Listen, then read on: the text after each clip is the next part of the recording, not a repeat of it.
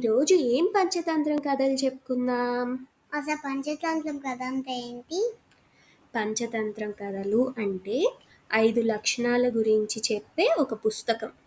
అందులో మొదటి లక్షణం ఏంటి? ఫ్రెండ్స్‌ని ఎలా చేసుకోవాలి అని. రెండవది ఫ్రెండ్స్‌ని కోల్పోవడం. మూడవది జంతువుల గురించి, పక్షుల గురించి అంటే కాకులు, ఔల్స్ గురించి చెప్పడం. ఇంకా నాలుగవది లాభాలు, నష్టాలు. ఇంకా లాస్ట్‌ది ఐదవది మంచి చెడు గురించి చెప్పుకోవడం. ఇది ఎవరు రాశారు?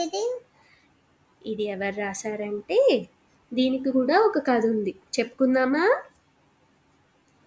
ఓకే. పూర్వము మిహిలారోప్యము అనే ఒక రాజ్యం ఉండేది. ఆ రాజ్యానికి అమరశక్తి అనే రాజు ఉండేవాళ్ళు. ఆయనకి 3 కొడుకులు. బహుశక్తి, ఉగ్రశక్తి, అనంతశక్తి. వీళ్ళు అస్సలు చదువుకునే వాళ్ళు కాదు. చాలా లేజీగా ఉండేవాళ్ళు. వాళ్ళ నాన్న ఎంత చెప్పినా మాట వినేవాళ్ళు కాదు. వాళ్ళ నాన్న బాధగా ఉండేవాళ్ళు. ఎంతైనా రాజు కదా, రాజు అలా బాధగా ఉండేసరికి రాజు చెప్పేసా రాజు దగ్గర ఒక మినిస్టర్ ఉంటారు. ఆ మినిస్టరు రాజా ఎందుకు ఇంత బాధగా ఉన్నారు అంటే ఆయన ఇలా చెప్తారు, నా కొడుకులేమో ఇలా ఉన్నారు, రేపటి రోజున నా రాజ్యాన్ని వాళ్ళే కదా పాలించాలి, వాళ్ళు ఇలా చదువుకోకపోతే కష్టం కదా అని మినిస్టర్కి జరిగిందంతా చెప్తాడు. అప్పుడు మినిస్టర్ అంటారు, రాజా నాకు ఒక గురువు తెలుసు, ఆయనకి మన కుమారుల్ని అప్పచెప్పితే విద్యావంతులుగా చేస్తారు అని చెప్తాడు. ఇంతకీ ఎవరా గురువు అంటే ఆ గురువు పేరు విష్ణు శర్మ.